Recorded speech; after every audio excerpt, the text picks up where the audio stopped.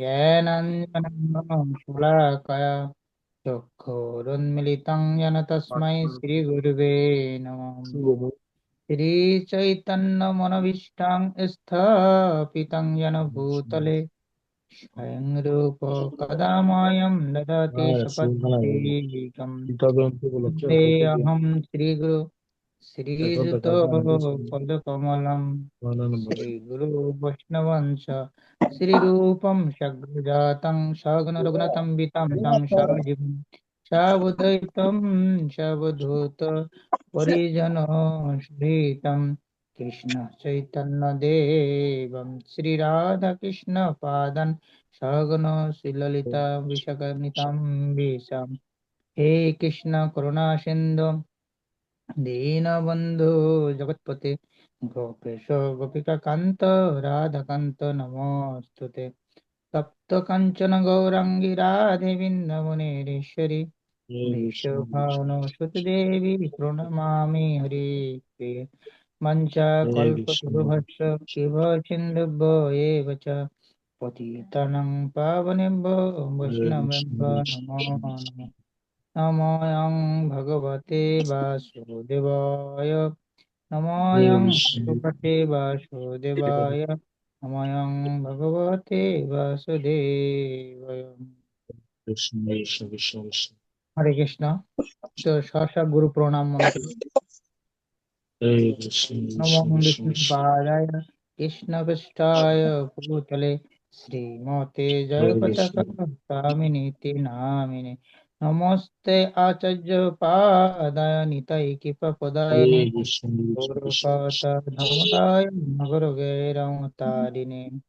হরে কৃষ্ণ কৃষ্ণ কৃষ্ণ হরে হরে হরে রাম রাম রাম হরে হরে।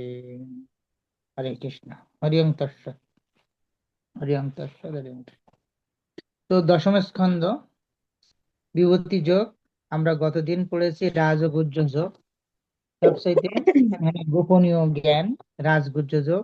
সেখানে আমরা সর্বশেষ শেষ করেছিলাম যে শ্লোকের মাধ্যমে মন্মনা ভাব মদ্ভক্ত মজ্জাজি মাম নমস্কুরু মামে বৈশ্যৈষী যুক্তব্য মাত্তানাম মৎপরায়ণম। তো বলছে লাস্ট শ্লোকে রাজগুহ্য যোগের তোমার মনকে আমার ভাবনায় নিযুক্ত করো, আমার ভক্ত হও, আমাকে প্রণাম করো, আমার পূজা করো। তো এভাবেই মত পরায়ণ হয়ে সম্পূর্ণরূপে আমাতে অভিষ্ট হলে নিঃসন্দেহে তুমি আমাকে লাভ করবে।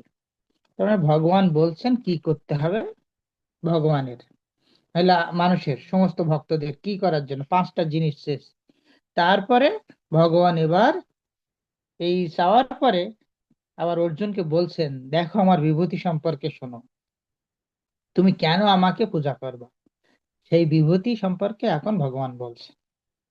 শ্রী ভগবান ওবাচ ভুব এব মহাবাহো শো মে পরমম বচম জহতে অহম প্রিয়মানায় ভক্তামি হি তোকাম মায়াম। অনুবাদ। পরমেশ্বর ভগবান বললেন হে মহাবাহ পুনরায় শ্রবণ করো। মানে আগেও শ্রবণ করিয়েছে এই নবম অধ্যায় পর্যন্ত, আবার বলছে পুনরায় শ্রবণ করে। যেহেতু তুমি আমার প্রিয় পাত্র তাই তোমার হিত কামনা আমি পূর্বে যা বলেছি তার থেকে উৎকৃষ্ট তত্ত্ব বলছি। মানে আমি আগে যা যা বলছিলাম এখন মনে করো তার চেয়েও উৎকৃষ্ট কথা, আরো ভালো কথা। তো তাৎপর্য এখানে কৃষ্ণ কৃপাশ্রী মূর্তি অভয়চরণার বিন্দু ভক্তি বেদান্ত স্বামী প্রভুপাদ বলছেন।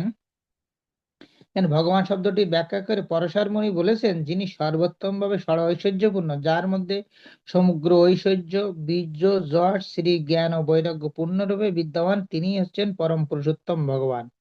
আর শ্রীকৃষ্ণ হচ্ছেন এই জগতে প্রকাশ ছিলেন, তিনি সেই সর্ব ঐশ্বর্যপূর্ণ প্রকাশ করেছিলেন। তার মানে ভগবানের ছটা গুণ থাকবে এবং সবচাইতে বেশি থাকবে। সেই বেশিটা হলো যে কে, সেটা হলো পরম পুরুষোত্তম ভগবান শ্রীকৃষ্ণ। শ্রীকৃষ্ণ যে ভগবান সেইটা এখানে প্রভুপাদ জানাচ্ছে।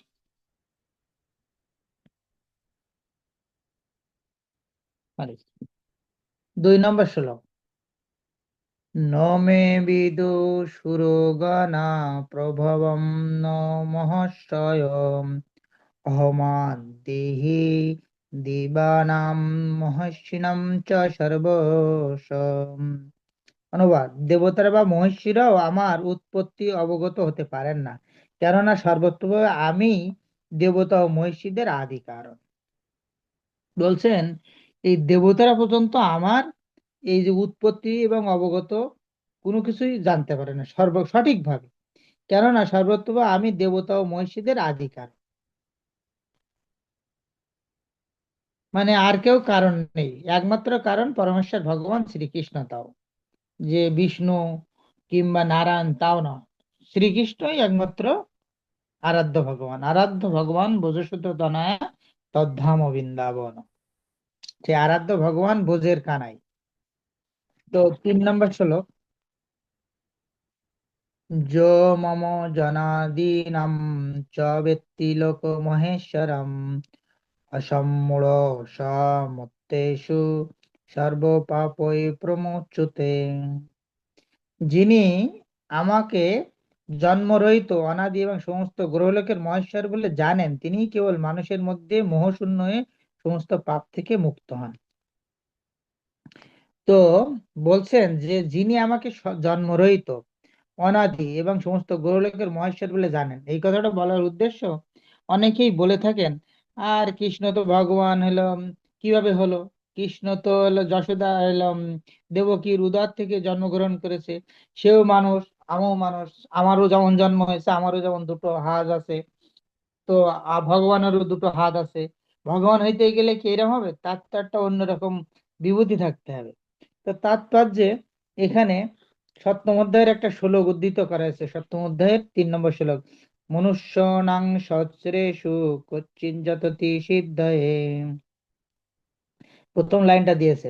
তো এখানে বলছে মনুষ্যানাম সহস্রেষু কচ্চিন যততি সিদ্ধায়, মানে মানুষের ভিতর কদাচিৎ, সহস্রেষু মানে হাজার হাজার মানুষের ভিতর, এই শ্লোকটার পুরো অর্থ কদাচিৎ দুই একজন আমার এই যে মনুষ্য রূপ সম্পর্কে হলো জানতে পারে, সবাই জানতে পারবে না।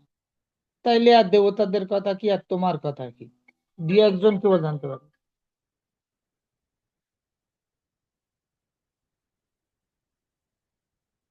ও একটু লাইনে থাকেন এক মিনিট।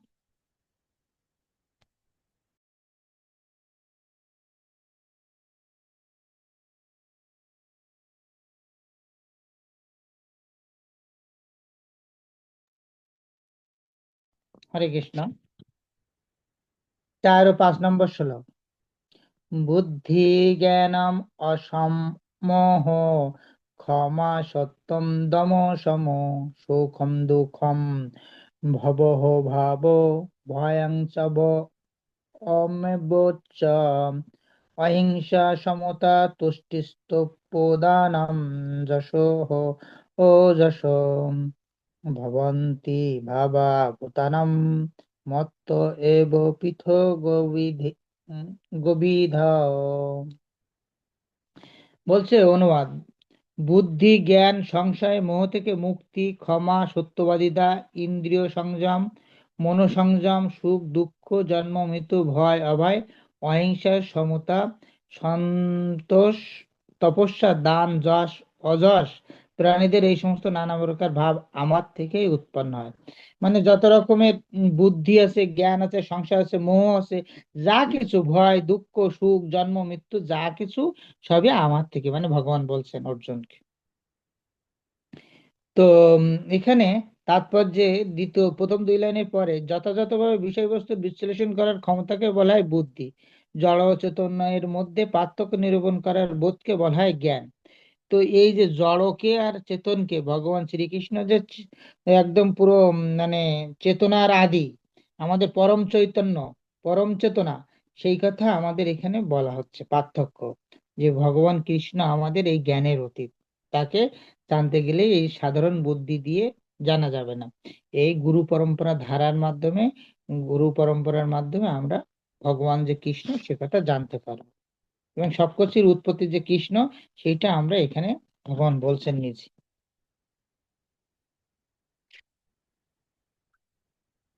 তো এখানে এই অনেক বড় তাৎপর্য। শেষের লাইনে 536 পৃষ্ঠায় লেখা আছে, দান সম্বন্ধে বলা হয়েছে উপার্জিত অর্থের অর্ধাংশ কোনো সৎ কাজে দান করা উচিত। সৎকর্ম বলতে কি বোঝায়?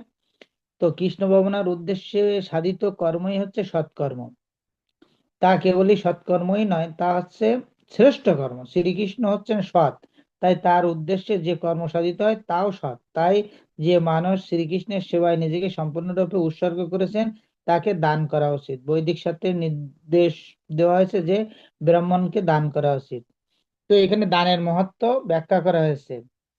তো এবং উপার্জিত অর্থের একটা অংশ আমাদের ভগবানের, এই যে ভগবান শ্রীকৃষ্ণ এবং তার নিয়ে যে বিভিন্ন অনুষ্ঠান হয় সেই সমস্ত অনুষ্ঠানে প্রভুপাদ দানের কথা বলেছেন, এটা আমাদের গীতাতে উল্লেখ আছে।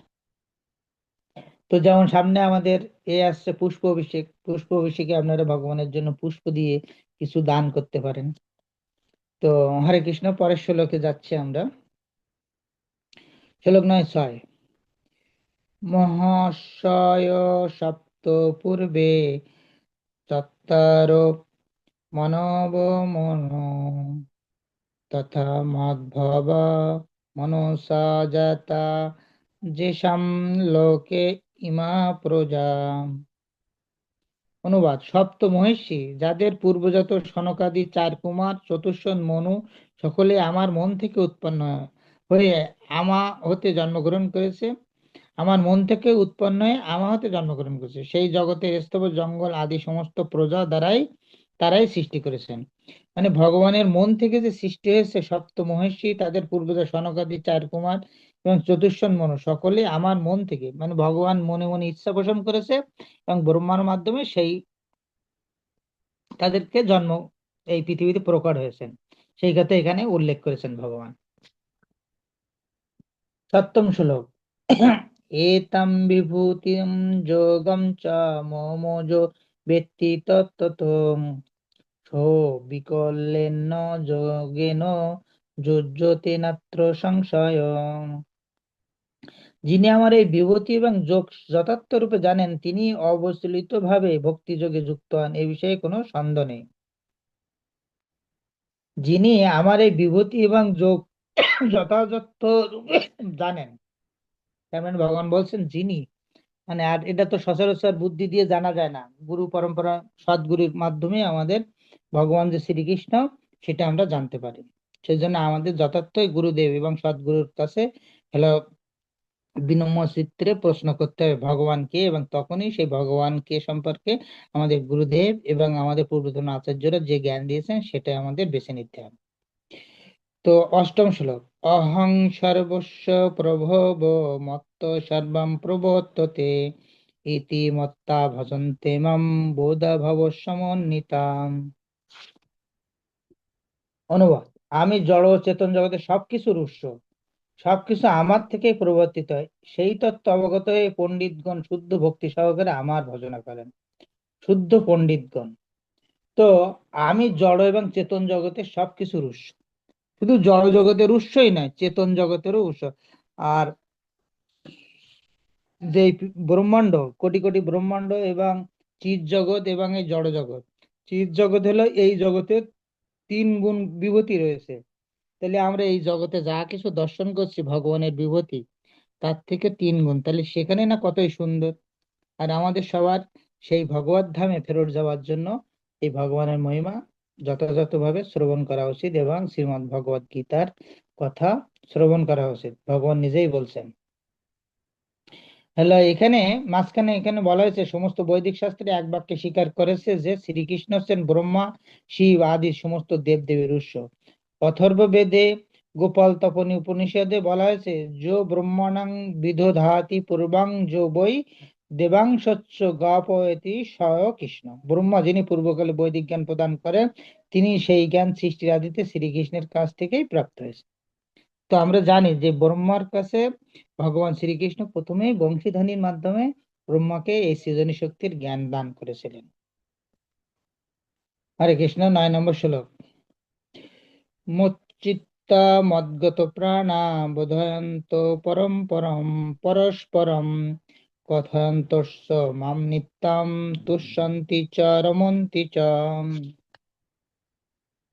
অনুবাদ: যাদের চিত্ত প্রাণ সম্পূর্ণরূপে আমাতে সমর্পিত, তারা পরস্পরের মধ্যে আমার কথা সর্বদাই আলোচনা করে, আমার সম্বন্ধে পরস্পরকে বুঝিয়ে পরম সম্ভোগ ও অপরাকিত আনন্দ লাভ করেন। মানে এখানে বলছেন ভগবান, যার চিত্ত মানে হৃদয় ও প্রাণ সম্পূর্ণরূপে আমাকে সমর্পিত, তারা পরস্পরের মধ্যে আমার কথা সর্বদাই আলোচনা করে এবং আমার সম্বন্ধে পরস্পরকে বুঝিয়ে পরম সম্ভোগ এবং অপরাকিত আনন্দ লাভ করেন। তো এইখানে ভগবান বলছেন আমার কথা যে আলাপ করে সেই হলো পরম, মানে আমার কথা, আমার মানে সবকিছুই যে আনন্দ লাভ করবে। কৃষ্ণ যেহেতু আনন্দময় পুরুষ, তো ভগবানের কথা যে আলাপ করবে সেও আনন্দ পাবে। এখানে দ্বিতীয় প্যারাতে বলছে, ব্যাখ্যায় তাৎপর্যে শ্রী চৈতন্য মহাপ্রভু ভগবত ভক্তিতে জীবের হৃদয়ে বীজ বপন করার সঙ্গে তুলনা করেছে। ব্রহ্মাণ্ডের বিভিন্ন গ্রহে অসংখ্য জীব ভ্রমণ করে বেড়াচ্ছে, তাদের মধ্যে কোনো ভাগ্যবান জীব শুদ্ধ ভক্তের সংস্পর্শে আসার ফলে ভগবত ভক্তির নিগূঢ় রহস্যের কথা অবগত হতে সক্ষম। এই ভগবত ভক্তি ঠিক একটি বীজের মতো, তা যদি জীবের হৃদয়ে বপন করা হয় এবং হরে কৃষ্ণ কৃষ্ণ কৃষ্ণ হরে হরে, হরে রাম রাম রাম হরে হরে, এই মহামন্ত্র শ্রবণম কীর্তন রূপ জল সিঞ্চন করা হয়, তাহলে সেই বীজ অঙ্কুরিত হয়। তো কে বলছে?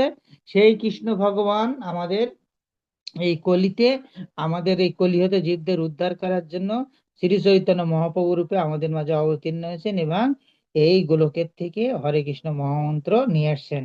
এবং কিভাবে সেটা জপ করলে যে ভগবানকে লাভ করা যাবে সেই মহাপ্রভু আমাদের দেখাচ্ছেন। মহাপ্রভু হলো মানে শয়নে স্বপনে কি বদনে অকাতরে আমাদেরকে উদ্ধারের জন্য এই মানে কৃষ্ণ বিহবল ভাবে যে কিভাবে গোপী ভাব, কিভাবে যে নিজেকে ভক্ত হতে হয় সেটা দেখিয়েছেন এবং ভগবানকে সেটা সে নিজে প্র্যাকটিস করে আমাদের সামনে দেখিয়ে দিয়েছে। তিনি নিজে ভক্ত অবতার হয়ে এই পৃথিবীতে আসছেন, যদিও তিনি স্বয়ং ভগবান। 10 নম্বর শ্লোক, এটা খুবই গুরুত্বপূর্ণ শ্লোক। তেষাং সতত যুক্তানাং ভজতাম প্রীতি পূর্বকম দদামি বুদ্ধি যোগম তাম যেন মম উপজান্তি তে। অনুবাদ: যারা ভক্তিযোগ দ্বারা প্রীতিপূর্বক আমার ভজনা করে নিত্য যুক্ত, আমি তাদের শুদ্ধ জ্ঞান জনিত বুদ্ধিযোগ দান করি, যার দ্বারা তারা আমার কাছে ফিরে আসতে পারে।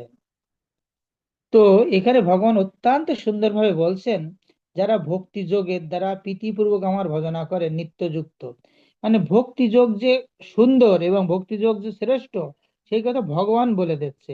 আমরা কখনো কালীর পূজা করছি, কালী মাতার, বৈষ্ণবী মাতা যদিও, কখনো দুর্গা পূজা করছি, কখনো হলো এই শনির পূজা করছি, বড় ঠাকুরের পূজা করছি, এ ঠাকুরের পূজা করছি, বিভিন্ন কিছু করছি।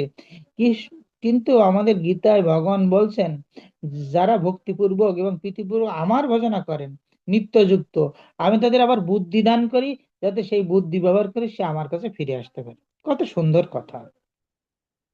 তো কেউ যখন মানব জীবনের লক্ষ্য সম্বন্ধে অবগত হওয়া সত্ত্বেও কর্মফল ভোগের প্রতি আসক্ত হয়ে থাকে, তখন সেই স্তরে সাধিত কর্মকে বলা হয় কর্মযোগ। তো কেউ যখন জানতে পারে যে পরম লক্ষ্য শ্রীকৃষ্ণ এবং শ্রীকৃষ্ণকে জানবার জন্য মনোধর্ম প্রসূত জ্ঞানের আশ্রয় গ্রহণ করে, তাকে বলা হয় জ্ঞানযোগ। তো আসলে আমাদের মনোধর্ম প্রসূত কোনো চিন্তা চেতনা না করা উচিত। আমাদের এই খুব মানে সুন্দরভাবে, মানে আমাদের এই ভগবান যে কথা বলেছেন যে ভক্তিপূর্বক বিধিপূর্বক আমার ভজনা করার কথা, এইটা আমরা মানে আমাদের প্রভুপাদ এবং গুরু পরম্পরা ধারায় আমাদেরকে দেখিয়েছেন যে কিভাবে আমাদের ভগবানের পূজা করে। এবং বিশেষ করে মহাপ্রভু এই কলি হতো আমাদের জীবদের উদ্ধারের জন্য পৃথিবীতে এসেছেন এবং কিভাবে ভগবানকে প্রার্থনা করতে হয় সেটা দেখিয়েছেন, কিভাবে ভগবানকে ভক্তি করতে হয়।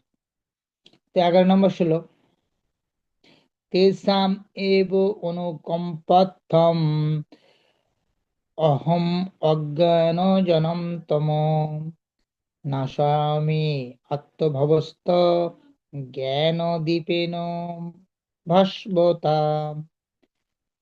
তো অনুবাদ: তাদের প্রতি অনুগ্রহ করার জন্য আমি তাদের হৃদয় অবস্থিত হয়ে উজ্জ্বল জ্ঞান প্রদীপের দ্বারা তার অজ্ঞানজনিত অন্ধকার নাশ করি। কি বলছেন ভগবান? বলছেন আমি অনুগ্রহ করে সবার হৃদয়ে অবস্থিত হয়ে সবার হৃদয়ে প্রবেশ করছে। তাহলে আমার হৃদয়ে আছে, আপনার হৃদয়ে আছে, ভগবান অবশ্যই উজ্জ্বল জ্ঞান প্রদীপের দ্বারা অজ্ঞানজনিত অন্ধকার নাশ করে। যেমন এই রাতের পরে আমরা সূর্যকে দর্শন করার পরে সূর্যের উদয়ের ফলে সমস্ত অন্ধকার দূরীভূত হয়, তেমনি পরম পুরুষোত্তম ভগবান শ্রীকৃষ্ণ আমাদের হৃদয়ে থেকে আমাদের হৃদয়ের সমস্ত অন্ধকার কালিমা ধ্বংস করে জ্ঞান রূপ প্রদীপ দান করছেন আমাদের হৃদয়ে। এবার অর্জুন প্রশ্ন করছেন। অর্জুন উবাচ পরম ব্রহ্ম পরম ধাম পবিত্রম পরমম ভবান পুরুষম শাশ্বতম দিব্যমাদিদেব জনম বিভুম আহুস্তস্মৃৎশয় সর্বে দেবর্ষি নারদস্তস্তথা অসিত দেবলো ব্যাসম স্বয়ং চৈব ব্রবিষ্যি মে। বলছে অর্জুন বললেন, তুমি পরম ব্রহ্ম পরম ধাম পরম পবিত্র পরম পুরুষ, তুমি নিত্য দিব্য আদিদেব আজ অজ বিভু দেবর্ষি নারদ অসিত দেবল, এইগুলো বলার পরে বলছে মানে 12 নম্বর শ্লোকে যে তুমি পরম ধাম পরম পবিত্র সবকিছু। এটা যে তুমি বলছো তা না, ইতিপূর্বে দেবর্ষি নারদ অসিত দেবল ব্যাস আদি ঋষিরা তোমাকে সেভাবেই বর্ণনা করেছেন, তুমি নিজেও এখন আমাকে তাই বলছো। মানে পূর্বতন আচার্যরা সবাই ভগবান শ্রীকৃষ্ণকে যে সে পরমেশ্বর ভগবান সে কথা স্বীকার করেছে। এবং এলো দেবাদিদেব মহাদেব বৈষ্ণবানাম যথাশম্ভু, তিনি এক সময় হলো ধ্যান করছেন। তো যখন ধ্যান করছেন তখন মাতা পার্বতী জানতেন যে আমার প্রভুই এলো এই ব্রহ্মাণ্ডের এই কোটি কোটি ব্রহ্মাণ্ডের একমাত্র উদ্দেশ্য। তখন বলছেন ধ্যান ধ্যান ভাঙার পরে বলছে, প্রভু আপনি কার ধ্যান করছেন? তখন বলছেন আরাধ্য দেব পরম হলো বিষ্ণু। মানে উম, আমার আরাধ্য হলো বিষ্ণু, আমার আরাধ্য হলো রাম, সেই হলো কৃষ্ণ। সেই কথাই বলছেন হলো আমাদের কাকে, যে পার্বতী মাতাকে। তো সেই শিবের মুখ থেকে আমরা জানতে পারি যে ভগবান শ্রীকৃষ্ণ একমাত্র আমাদের পরমার্থ। ওর যুগের সন্ধ্যা থেকে সম্পূর্ণরূপে মুক্ত হয়েছিলেন। এবং এই যে এই অধ্যায় ভগবদ গীতার মূলক 4টি মুখ্য শ্লোক শোনার পর অর্জুন সন্দেহ থেকে সম্পূর্ণরূপে এই যে এই আপনার 11 12 এই 10 11 12 13 এই চারটাকে আবার এই বলা হয়েছে যে গীতার প্রধান শ্লোক। এই গীতার প্রধান শ্লোক হলো মানে চতুর্শ্লোকে গীতা বলা হয়, এই 4টা শ্লোককে বলে তুমি হচ্ছ পরম ব্রহ্ম, তুমি হলো পরম পুরুষোত্তম ভগবান। তো এই 4টা শ্লোক আমরা যে ইতিপূর্বে পড়লাম এইগুলোই হলো চতুর্শ্লোকী হলে বলা হয়েছে। শ্লোক নং 14, সর্বমেতদোরীশতম মন্যে যৎমন্নম বদোষি কেশব নহিতে ভগবান ব্যক্তিম বিদু দেবানো দানবা। অনুবাদ, হে কেশব তুমি আমাকে যা বলেছো তা আমি সত্য বলে মনে করি। হে ভগবান, দেবতা অথবা দানবেরা কেউ তোমার তত্ত্ব যথাযথভাবে অবগত নয়, দেবতারাও নয় দানবেরাও নয়। এই কথা অর্জুন বলছে, কিন্তু আমি এটা বিশ্বাস করি। কারণ আমি বিশ্বাস করি মানে অর্জুন হলো ভক্ত। ভক্ত অবশ্যই ভগবানের মহিমা সম্পর্কে জানে, একমাত্র ভক্তই ভগবানের মহিমা জানে। আর যেহেতু গুরু পরম্পরা ধারায় সে জানছে ভগবানের কাছে সে তার বন্ধু মনে করতো, কিন্তু যখন সে তার কাছে হলো করেছেন আত্মসমর্পণ করেছেন করে বলছেন যে এই যে সংখ্যাযোগের 2 নম্বর 7 নম্বর শ্লোকে কার্পণ্য দোষ উপায়ত স্বভাব ইচ্ছামি তাম ধর্ম সমূঢ়চেতাম যশ্রেতাং তন্মে ব্রূহি শিষ্যেস্তাং সাধিমাম তাম প্রপন্নাম। মানে কি বলছে যে আমি তোমার শিষ্যত্ব বরণ করলাম, আমি তো কিংকর্তব্য বিমূঢ়, আমার তো কি করণীয় আমি জানি না, তুমি দয়া করে আমাকে, তুমি আমার গুরু, তুমি আমাকে এখন জ্ঞান দাও। তা গুরু তো যথার্থই জ্ঞান দেবে, যথার্থ গুরু যথার্থ শিষ্যকে। তো সেই জন্য অর্জুনই একমাত্র বিশ্বাস করেছেন। শ্লোক নম্বর 15, স্বয়ং এব আত্মনা আত্মনব বেথু তম পুরুষোত্তম ভূত ভাবন ভূতেশো দেব দেব জগৎপতে। হে পুরুষোত্তম, হে ভূত ভাবন, হে ভূতেশ, হে দেবদেব, হে জগৎপতে, তুমি নিজেই তোমার চিৎ শক্তির দ্বারা তোমার ব্যক্তিত্ব অবগত আছো। যখন হলো অর্জুন বলছেন, এখানে প্রভুপাদ হলো উম, তাৎপর্যের মাঝখানে বলছেন, শ্রীমদ্ ভগবতের 1-2-11-তে বলা আছে, বদন্তি ততবিদ্য তস্তম যশ জ্ঞানায়াম অদয়াম ব্রহ্ম ইতি পরমাত্মেতি ভগবান ইতি শব্দতে। ভগবানকে তিন রূপে উপলব্ধি করা যায়: নির্বিশেষ ব্রহ্ম, সর্বভূতে বিরাজমান পরমাত্মা, এবং সবশেষে পরম পুরুষোত্তম ভগবান রয়েছে। তা সেই পরম পুরুষোত্তম ভগবান সবিশেষ রূপটাই এই শ্রীকৃষ্ণ।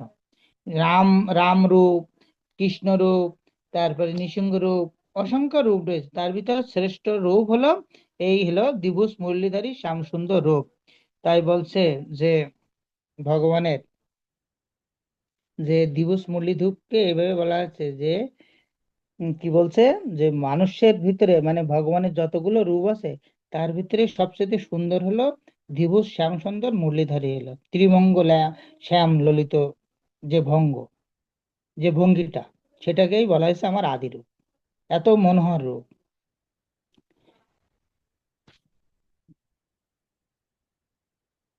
16 নম্বর শ্লোক। বত্তুম অ- অরহসি অশেষেণ বিদ্যাহি আত্মবিভূতম যাভি সভিতিভি লোকান ইমন্তম তিষ্ঠতি তিষ্ঠসি। অনুবাদ: তুমি যে সমস্ত বিভূতির দ্বারা এই লোকসমূহকে পরিব্যাপ্ত হয়ে আছো, সেই সমস্ত তোমার দিব্য বিভূতি সকল তুমিই কেবল বিস্তারিতভাবে বর্ণনা করতে সক্ষম। ভগবানের এই যে অসংখ্য বিভূতি আছে, সেই বিভূতি একমাত্র ভগবান ছাড়া আমাদের দ্বারা আসলে কখনোই সম্ভব নয় জানা বা এইটা ব্যাখ্যা করা। সেটা অর্জুন বলছে। 17 নম্বর শ্লোক। কথম বিদ্যাম অহম যোগীম সত্তা সদা পরিচিন্তয়ন কেষু কেষু চ ভবেষু চিন্তয়সি ভগবত আত্মময়া। ভগবান যে যোগেশ্বর, হে যোগেশ্বর, কিভাবে সর্বদা তোমার চিন্তা করলে আমি তোমাকে জানতে পারবো? হে ভগবান, কোন কোন বিবিধ আকৃতির মাধ্যমে আমি তোমাকে চিন্তা করব? এই এখানে বলছেন যে হে যোগেশ্বর, মানে যোগীদেরও ঈশ্বর, মানে সমস্ত যোগ যে বিদ্যা, সেই বিদ্যারও ঈশ্বর ভগবানকে এইভাবে অর্জুন বলছেন, হে যোগেশ্বর, কিভাবে সর্বদা তোমার চিন্তা করলে আমি তোমাকে জানতে পারবো? হে ভগবান, কোন কোন বিবিধ আকৃতির মাধ্যমে আমি তোমার চিন্তা করব?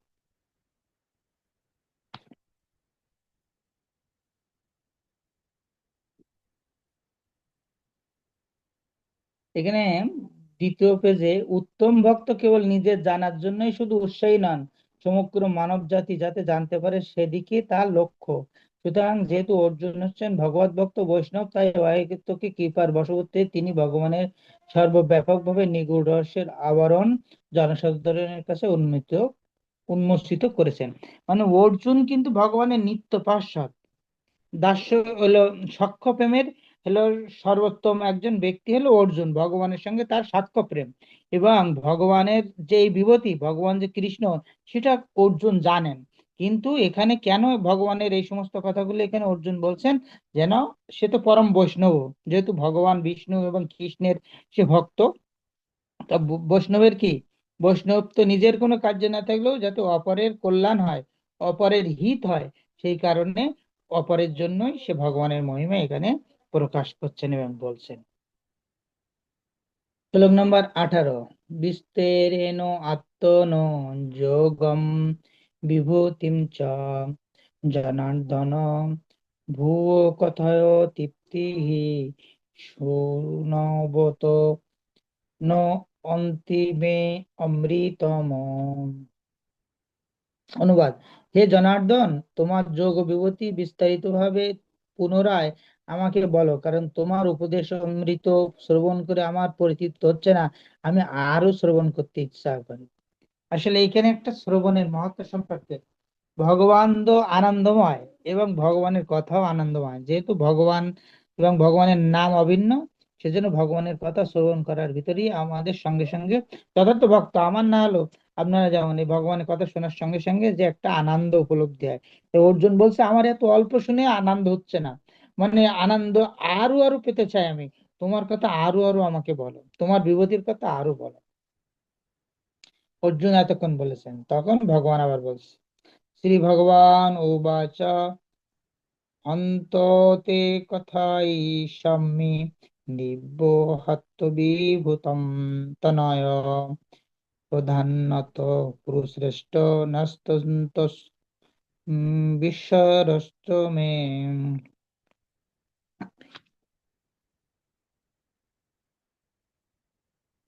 অনুবাদ। পরমেশ্বর ভগবান বললেন, হে অর্জুন, আমার দিব্য প্রধান প্রধান বিভূতি সমূহকে তোমাকে বলবো, কিন্তু আমার বিভূতি সমূহের অন্ত নাই। মানে সাগরের জল দিয়ে যদি কালি তৈরি করে দেওয়া হয়, আর সমস্ত বৃক্ষ কেটে যদি তার থেকে আমরা কলম তৈরি করি, তাও লিখে লিখে ভগবানের মহিমা শেষ করা যাবে না। ভগবান নিজেই বলছে বলছে আমার কিছু বিভূতি আমি জানাচ্ছি তোমাকে, কঠিন কঠিন এবং বড় বড় বিভূতির কথা এখানে বলছে।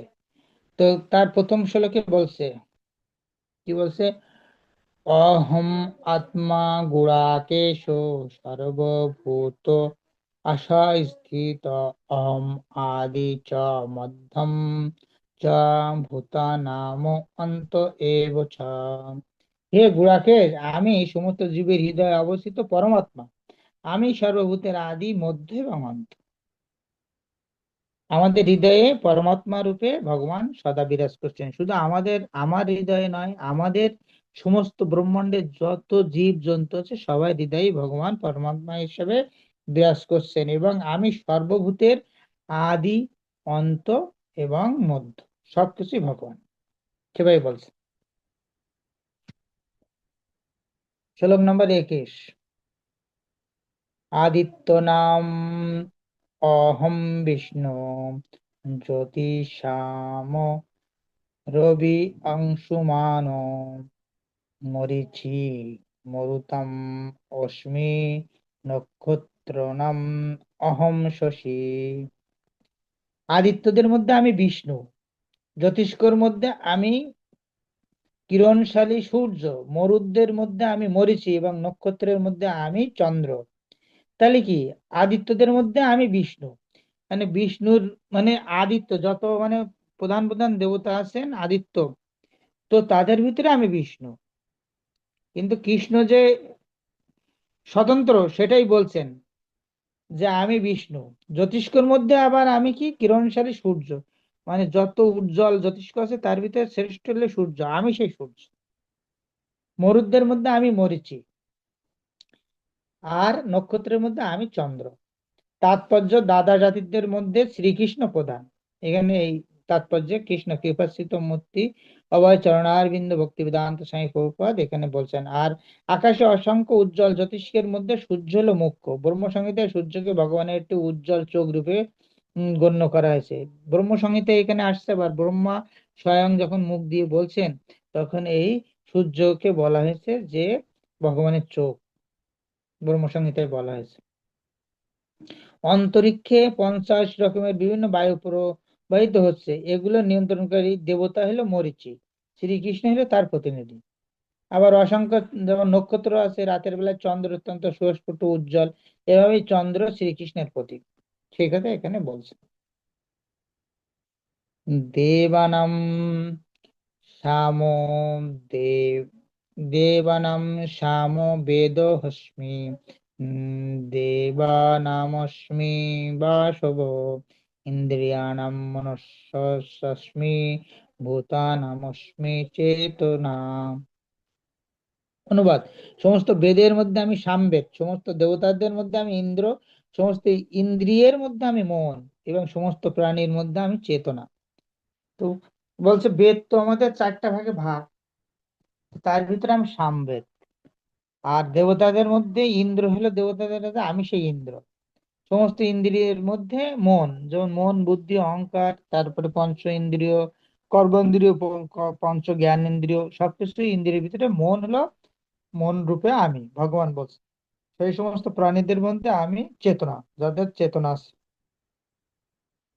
23 নম্বর শ্লোক, রুদ্রাণং শঙ্করস্মি বিত্তেষু যক্ষর কোশামো বসুনাম পাবক চাস্মি মেরু শিখরি নাম অহম। বলছে রুদ্রের মধ্যে আমি শিব, যক্ষ এবং রাক্ষসদের মধ্যে আমি কুবের, বসুদের মধ্যে আমি অগ্নি, পর্বতসমূহের মধ্যে আমি সুমেরু। মানে যত মানে শ্রেষ্ঠ, সেই শ্রেষ্ঠের ভিতর শ্রেষ্ঠই হলো ভগবান শ্রীকৃষ্ণ। সেটা এখানে ভগবান আমাদের সামনে নিজেই প্রকাশ করছেন। শ্লোক নাম্বার 24, পুরোধসং চ মুখ্যম মাম বিদ্ধি পার্থ বৃহস্পতিম সেনানি নামহম স্কন্দ সরসমস্মি সাগর। অনুবাদ, হে পার্থ, পুরোহিতদের মধ্যে আমি প্রধান বৃহস্পতি, সেনাপতিদের মধ্যে আমি কার্তিক এবং জলাশয়ের মধ্যে আমি সাগর। হরি বল।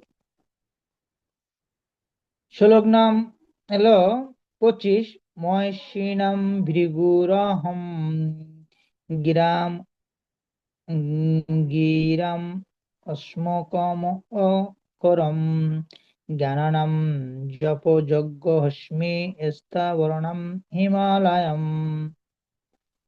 বলছে মহর্ষিদের মধ্যে আমি ভৃগু, বাক্য সময়ের মধ্যে আমি ওমকার, যজ্ঞ সময়ের মধ্যে আমি জপ যজ্ঞ এবং স্থাবর বস্তু সময়ের মধ্যে আমি হিমালয়।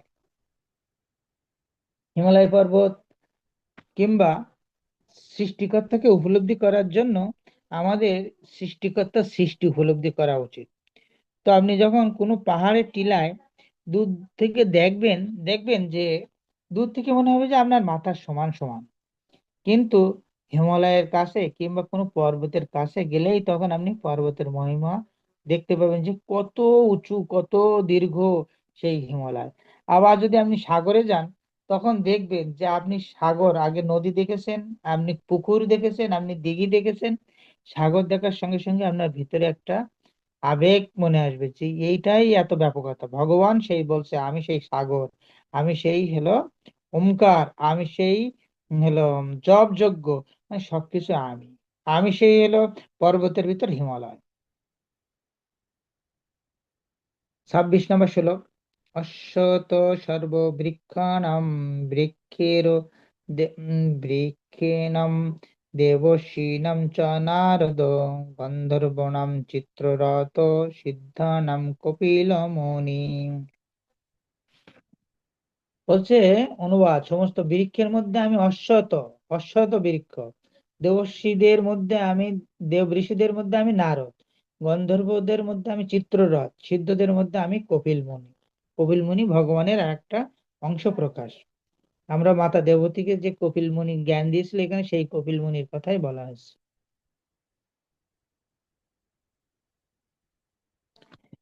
শ্লোক নাম্বার 27, উৎসে শ্রবসাম অশ্ব অশ্বানাম বিদ্ধি মামৃত মমমৃত মম অমৃত ভবম ঐরাবতম গঞ্জেন্দ্রনাম না নারায়ণম নরাধিপ নরাধিপম।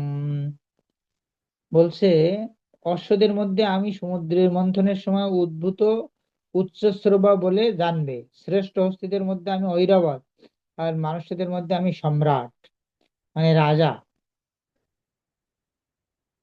তো শ্লোক নাম্বার 28 এবং 29 একসঙ্গে এখানে আছে, পড়ছে, আয়ুধান অহম ব্রজম ধেনুষ্ণাস্মি কামধেনুকো কামধুকো প্রয়োজনস্মি গন্ধর্প সর্পনামস্মি বাসুকি অনন্তস্মি নাগানাম বরুণ যদসামহম পিতৃনামর্যমা চাস্মি যম সংযম তা অহম। অনুবাদ, সমস্ত অস্ত্রের মধ্যে আমি বজ্র, গাভীদের মধ্যে আমি কামধেনু, সন্তান উৎপাদনের কারণ আমি কামদেব, সর্পদের মধ্যে আমি বাসুকি, সমস্ত নাগদের মাধ্যমে আমি অনন্ত, এবং জলচরদের মধ্যে আমি বরুণ, পিতৃদের মধ্যে আমি অর্যমা, এবং দণ্ডদাতাদের মধ্যে আমি হলো যমরাজ। তো যমরাজ সে ভগবানেরই আর একটা রূপ। যমরাজ হিসেবে সে আমাদের পাপ পুণ্যে সবকিছুর বিচার করে। সেক্ষেত্রে এখানে বলছেন পাপীদের যারা দণ্ড দেয় তাদের মধ্যে প্রধান হচ্ছেন যমরাজ। এই পৃথিবীর নিকটেই যমালয় অবস্থিত, নিকটেই, আমাদের কিন্তু বেশি দূরে না। মৃত্যুর পর পাপীদের যেখানে নিয়ে যাওয়া হয় সেই যমরাজ তাদের নানাভাবে শাস্তি দেন। এখানে শেষ লাইনে বলা হচ্ছে। 30 নম্বর শ্লোক।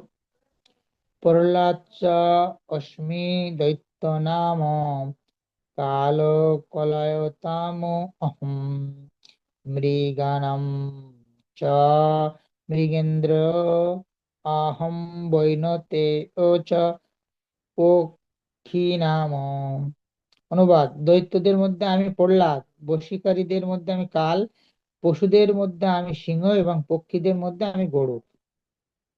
গরুর আবার ভগবানের নিজের বাহন হিসেবে অবস্থান করছেন। আর যত প্রাণী আছে তার মধ্যে সিংহ। ভগবান বলছেন আমি হলো ভক্তদের মধ্যে, দৈত্যদের মধ্যে শ্রেষ্ঠ, দৈত্য শ্রেষ্ঠ প্রহ্লাদ। আমরা সবসময় প্রহ্লাদ মহারাজের কথা জানি, যে আমাদের গুরু মহারাজ হলো সকল সময় প্রহ্লাদ চরিত্র এবং ধ্রুব চরিত্র শ্রবণ করেন। ইভা ইভেন যখন চৈতন্য মহাপ্রভু এই ধরাধামে অবতীর্ণ হয়েছিলেন, তখন যখন গম্ভীরাতে লীলাবিলাস করতেন, তখন সব সময় যে গদাধরের কাছ থেকে যে শুনতেন হলো। আর এই যে তিনজন ভক্ত ছিল, রায় রামানন্দ, তারপরে সিকি মাইতি, উম সিকি মাইতি, রায় রামানন্দ, সাড়ে তিনজন আমার এই মুহূর্তে হুট করে মাথায় এলো। স্বরূপ দামোদর। স্বরূপ দামোদর এই কি বলতেন? স্বরূপ দামোদর বলতেন, প্রভু আমি কি শোনাবো? তো বলতো যে তুমি হলো প্রহ্লাদ চরিত্র শোনাও, তুমি আমার ধ্রুব চরিত্র শোনাও। তো মহাপ্রভু সেই প্রহ্লাদের চরিত্র সবসময়, মানে ভগবান নিজেই তো সেই প্রহ্লাদের কথা এখন বলছেন, যে দৈত্যদের ভিতর দৈত্য শ্রেষ্ঠ আমি প্রহ্লাদ, বশীকরণকারীদের মধ্যে আমি কাল, পশুদের মধ্যে আমি সিংহ, যত প্রাণী আছে তার ভিতরে সিংহকেই ভগবানের প্রতীক হিসেবে জানার কথা বলছে। এবং পক্ষীদের মধ্যে আমি গরুর, সেই গরুর ভগবানের বাহন হিসাবে এই হলো ব্রহ্মাণ্ডে কিংবা হলো চিৎ জগতে হলো সকল সময় বিরাজ করেন। শ্লোক নম্বর 31। পবন পবতাস্মি রাম শস্ত্র ভূতমহম ঋষানাম মকর অস্মি স্রোত সমস্মি জাহ্নবী। পবন, পবিত্র পবিত্রকারী বস্তুদের মধ্যে আমি বায়ু, শাস্ত্রধারীদের মধ্যে আমি পরশুরাম, মৎস্যদের মধ্যে আমি মকর, এবং নদী সমূহের মধ্যে আমি গঙ্গা। আমরা জানি গঙ্গা নদী কতই শ্রেষ্ঠ। ভগবান বলছেন এই ভগবানের নাম যেমন শ্রেষ্ঠ, এবং গঙ্গা নদীও তেমনি শ্রেষ্ঠ। গঙ্গাতে শ্রবণ করে ভগবানের গলিত রূপ হলো গঙ্গা। আবার দেখেন সেই কারণ সমুদ্রের জল, যেটা ভগবান বামনদেব এই বলি মহারাজের কাছে যখন ভিক্ষা করতে আসছিলেন, তখন বিভূতি দেখাইছিল আর একটা, যে বলি মহারাজকে বলেছিল আমি ত্রিপাদ ভূমি চাই, তখন বলছিল যে তুমি ছোট মানুষ। বলি মহারাজ বলছে তুমি এইটুকু চাইলে? তো বললো আমার চাহিদা বেশি নেই, সে 3 পাই চেয়েছে, এই 3 পাই তুমি দাও। তখন যখন 3 পা চেয়েছিল, তখন দৈত্যরাজ বলি মহারাজের যে গুরুদেব শুক্রাচার্য বুঝতে পেরেছিল এটা স্বয়ং বিষ্ণু। তখন তার গুরুদেব তাকে নিষেধ করেছিল, যে এই এটা বিষ্ণু মায়া, তুমি হলো দিও না। তারপরে যখন দৈত্যরাজ হলো বলি মহারাজ বলল না, আমি আর, যদি সে ভগবানও হয়ে থাকে, আর আমার চরম উদ্দেশ্য তো ভগবানকে পাওয়া, তাহলে ঠিক আছে আমি সেই ভগবানের উদ্দেশ্যে করছি। গুরুদেবকে ত্যাগ করেছিল। এবং সেই সময় বলির মহারাজ কি করেছিল, ত্রিপাদ ভূমি নেওয়ার সময় প্রথমে যে চরণ তুলেছিল, সেই কারণ সমুদ্র, সেই হলো সপ্তম আসমান, সেই আকাশ ভেদ করে হলো চিন্ময় জগতে প্রবেশ করেছিল, এবং ভগবানের বুড়ো আঙুলের মাধ্যমে সেই হলো ছিদ্র হয়ে গেছিল, সেখান থেকে কারণ সমুদ্রের জল যখন নিচেই পড়েছিল, তখন সেটা আবার দেবাদিদেব মহাদেব তার মস্তকে ধারণ করেছিল। তারপরে দেবাদিদেব মহাদেবের হলো জটার থেকে আস্তে আস্তে এই জল যখন এই পৃথিবীতে পড়লো, সেটা হলো গঙ্গা হিসাবে প্রবাহিত হলো। আর সেই জলের আবার যেহেতু ভগবানের চরণ দিয়ে আসছে, সেজন্য ভগবানের এটা মানে চরণাশ্রিত জল। তো সেজন্য গঙ্গা এত মহিমান্বিত, এবং গঙ্গায় শ্রবণ করলে, স্নান করলে আমরা সকল সময় পবিত্র হই। গঙ্গা আমাদের সমস্ত কালিমা, আমাদের সমস্ত দোষ ত্রুটি, আমাদের পাপ গ্রহণ করেন এবং আমাদেরকে পবিত্র করেন। তো গঙ্গার কথা এখানে বলা হয়েছে। আবার ষষ্ঠধারীর মধ্যে পরশুরাম, যে পরশুরাম এই পৃথিবীকে কয়েকবার হলো ক্ষৈত্যদের, 21 বার ক্ষৈত্যদের দমন করেছিল, একবারে হত্যা করে নিকত্রীকরণ করেছিল। তার ভিতরে একজন কেবল বেঁচে গেছিল, জনক রাজা। জনক রাজা কিভাবে বেঁচে গেছিল? তো পরশুরামের একটা ছিল, যে যখন হলো কেউ বিবাহ করত, তখন এই পরশুরাম কাউকে হত্যা করতো না। তো পরশুরাম তখন যখন ওই যে যেত দশরথকে মারার জন্য, তখন দশরথ বিবাহে একটা বিবাহ করতো, একটা করে বিবাহ করতো। এইভাবে দশরথের আমরা যতদূর এমনি সাধারণত ভাবে জানি তিন স্ত্রী: কৌশল্যা, কৈকেয়ী এবং হলো সুমিত্রা। কিন্তু আসলে দশরথের হলো আমরা দেখেছি, হলো শুনেছি যে দশরথের 100-র অধিক বিবাহ ছিল এবং স্ত্রী ছিল। এবং সেই স্ত্রীগুলা প্রধান না, প্রধান মহিষী ছিল তো তিনজন। আমরা জানি রামচন্দ্রের মাতা, ভরতের মাতা, লক্ষণের মাতা এবং হলো শত্রুঘ্নের মাতা, এরাই তিনজন ছিল প্রধান মহিষী। কিন্তু এই যখন এই পরশুরাম অবতার ছিল, তখন দশরথ এই পৃথিবীতে ক্ষৈত্র রাজা রূপে ছিলেন। তো সেই জন্য ওইভাবে হলো সে তাকে তার নিজের জীবনকে রক্ষা করেছিলেন দশরথ রাজা, পরশুরামের হাত থেকে বাঁচার জন্য। সেজন্য এতগুলো বিবাহ করেছিল। হরে কৃষ্ণ, সেটা আরো অনেক বৃহৎ, আমরা সেদিকে না যাই।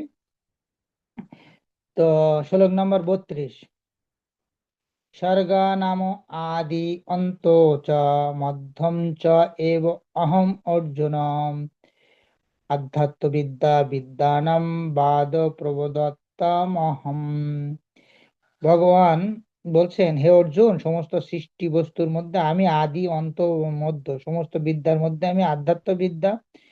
তার্কিকদের বাদ এবং তার্কিকদের বাদ, জল্প বিকল্পতার মধ্যে আমি সিদ্ধান্তবাদ। মানে যারা তর্ক করে, জল্পনা কল্পনা বিভিন্ন বিবাদ করে, তাদের মধ্যে আমি সিদ্ধান্তবাদ। আর বলছে কি, আধ্যাত্ম যত রকমের বিদ্যা আছে, তাদের ভিতরে শ্রেষ্ঠ বিদ্যা হলো আধ্যাত্ম বিদ্যা। মানে আমরা এই ডাক্তার, ইঞ্জিনিয়ার, কৃষি বিদ্যা, মানে যত রকমের বিদ্যা আছে হলো জড়জাগতিক, সেসব বিদ্যাকে মানে প্রধান বলেনি। ভগবান কি বলছেন? এই যে আধ্যাত্মিক বিদ্যা, মানে কি আত্মার যে বিদ্যা, আত্মা কোথা থেকে এসছে, আমি কোথা থেকে এসেছি, এবং ভগবানকে পাওয়ার জন্য যে বিদ্যা, সেটাকে আধ্যাত্মিক বিদ্যা বলা হয়। সেই বিদ্যার ভিতরে ভগবান বলছে আমি সেই আধ্যাত্ম বিদ্যা। তো শ্লোক নং 33: অক্ষরাণাম আকারো অস্মি দ্বন্দ্ব সমশিকস্য চ অহম এব অক্ষয় কালো ধাতা অহম বিশ্বত মুখ। বলছে, সমস্ত অক্ষরের মধ্যে আমি আকার, সমাস সমূহের মধ্যে আমি দ্বন্দ্ব সমাস, সংহারকারীদের মধ্যে আমি মহাকাল রুদ্র, স্রষ্টাদের মধ্যে আমি ব্রহ্মা। এই যে ব্রহ্মা কথা এখানে আবার বলছেন, আমি হলো স্রষ্টা, যারা সৃষ্টি করেন তাদের ভিতরে আমি ব্রহ্মা। তো ভগবানের তিনজন অবতার আছেন, গুণ অবতার, যেমন ব্রহ্মা, বিষ্ণু এবং শিব। শিব হলো তমগুণের অবতার, আর ব্রহ্মা হলো সত্যগুণের অবতার, আর বিষ্ণু হলো সত্যগুণে পালন করেন ভগবান নিজেই ওইরূপ ধারণ। সে কথা এখানে বলছেন।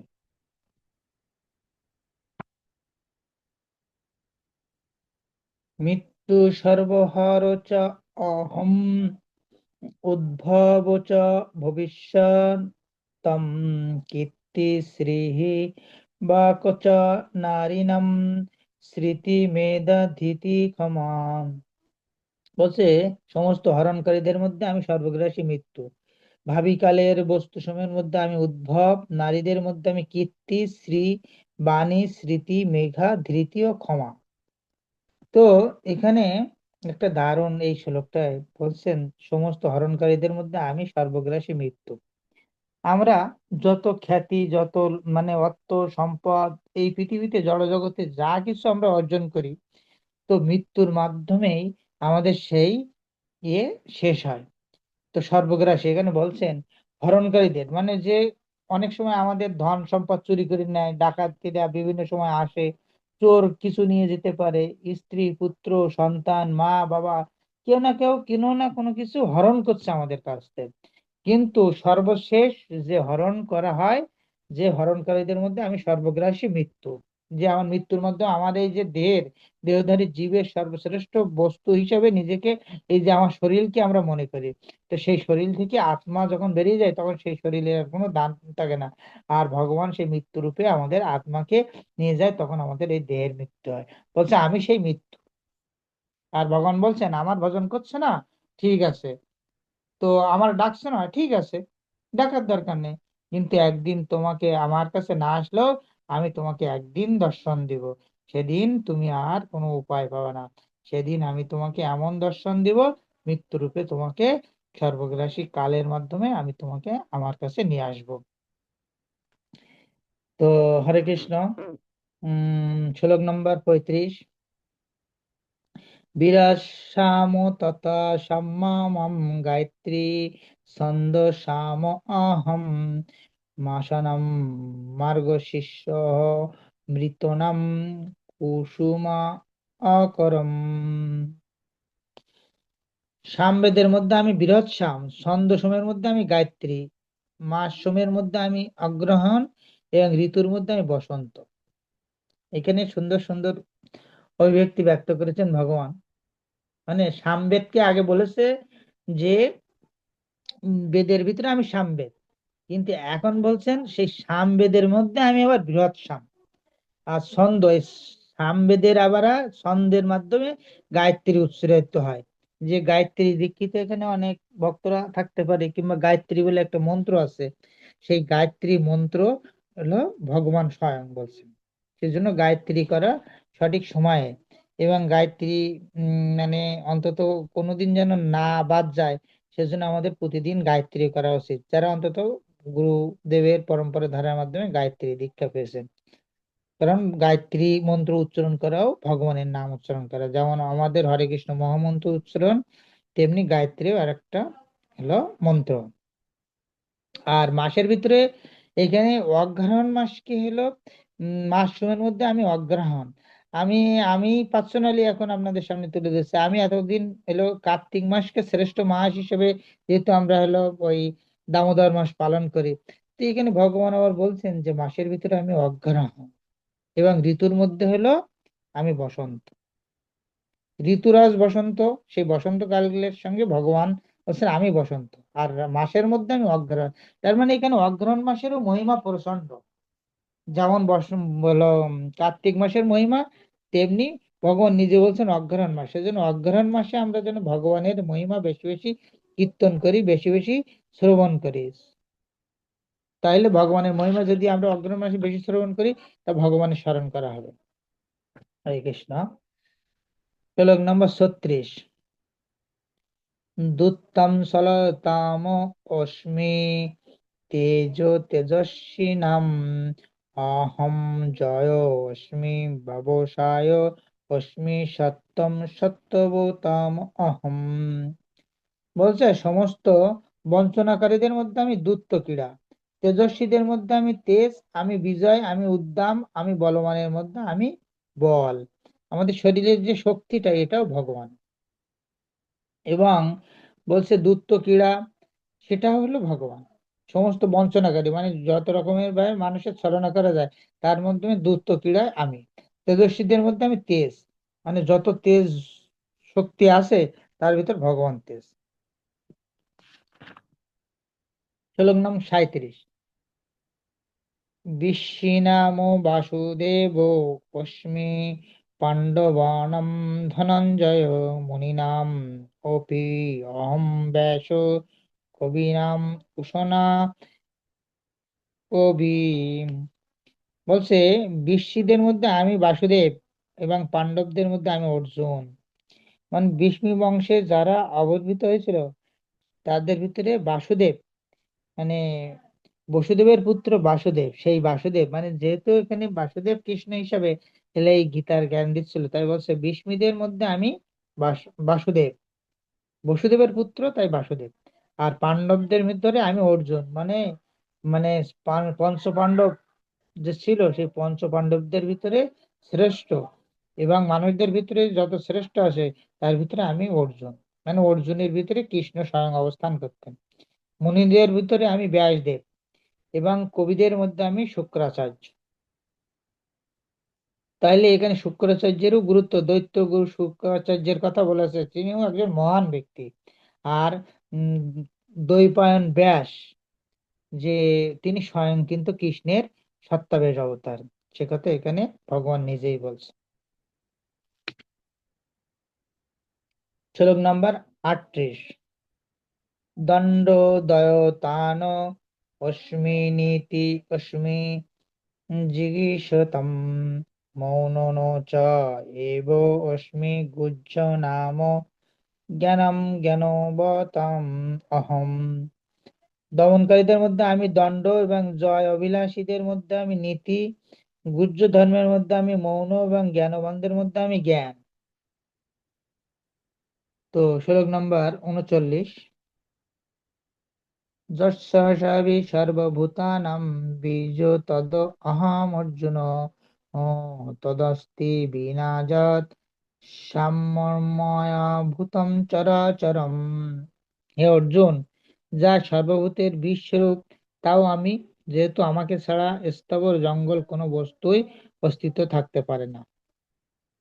এই যে ব্রহ্মাণ্ডে যত ফসলাদি হয়, যত কিছুর এই যে বীজ, কিংবা যে সন্তান হয়, যে মানুষ্য জন্ম হয়, যা কিছু বীজ, তাই বলছে যে সবকিছুর একটি কারণ হচ্ছে, সেই কারণ যা প্রকাশের বীজ হচ্ছেন শ্রীকৃষ্ণ। আর এই প্রকৃতি হলো স্ত্রী, আর হলো ভগবান হলো একমাত্র পুরুষ। সেই প্রকৃতিতে ভগবান যখন ইক্ষণ করছেন, তখন সেই প্রকৃতি ক্ষোভিত হয়ে এই ব্রহ্মাণ্ড সৃষ্টি হচ্ছে, এবং সবকিছু উৎপত্তি হচ্ছে একমাত্র ভগবানের ইচ্ছা শক্তির মাধ্যমে। শ্লোক নং 40। নন্ত অন্তিমম দিব্য নাম বিভূতিনাম পরন্তু এষ তু উদ্দেশ্য তো পোক্ত বিভূতে বিস্তরম ময়া। অনুতর, হে পরন্তু আমার দিব্য বিভূতি সমূহের অন্ত নাই। আমি যে সমস্ত বিভূতির বিস্তার সংক্ষেপে বললাম, এটা প্রথমেই বলেছিল অর্জুনকে, যে আমি তোমাকে মানে কিছু বিশেষ বিশেষ বলবো, কি বিভূতি বলবো। আমার বিভূতির কোনো অন্ত নাই। ভগবানের গুণগান, মানে ভগবানের যে কীর্তি, ভগবানের যে বিভূতি, সেটা ভগবান নিজেই বলছেন অর্জুনকে, যে এটা আমি শেষ করে পারবো না তোমাকে বলে, সেজন্য বিশেষ বিশেষ কিছু বলবো। তো এখন বলছেন যে আমার দিব্য বিভূতি সমূহের অন্ত নাই, আমি এই সমস্ত বিভূতির বিস্তার সংক্ষেপে আপনাকে বললাম, তোমাকে বললাম।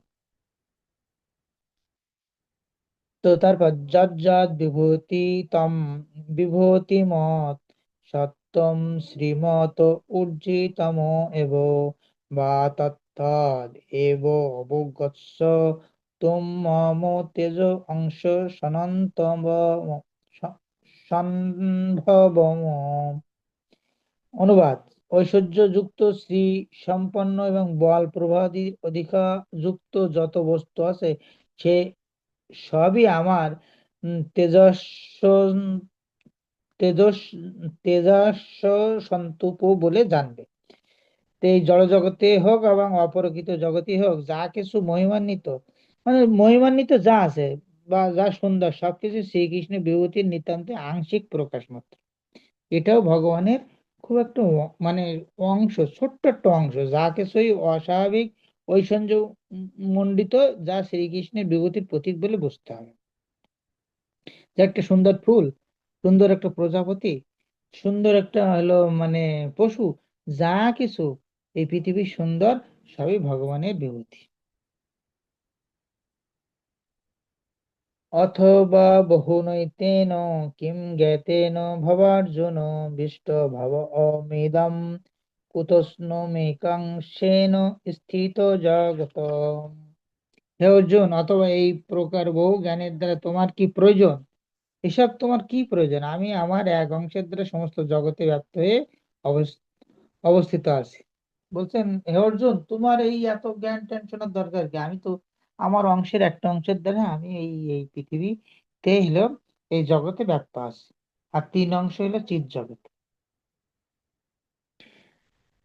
এখানে তাৎপর্য, পরমেশ্বর ভগবান সর্বভূতে পরমাত্মা রূপে যে প্রবিষ্ট এই জড় জগতের সর্বত্র বিরাজমান, সেই কথা এখানে অর্জুনকে বলছেন।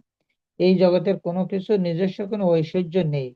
তার পরিপ্রেক্ষিতে তাদের সম্বন্ধে অবগত হয়ে তোমার কোনো লাভ নেই। আমাদের জানতে হবে যে সবকিছুর অস্তিত্ব সম্ভব হয়েছে কারণ শ্রীকৃষ্ণ পরমাত্মা রূপে সেগুলির মধ্যে প্রবিষ্ট রয়েছেন।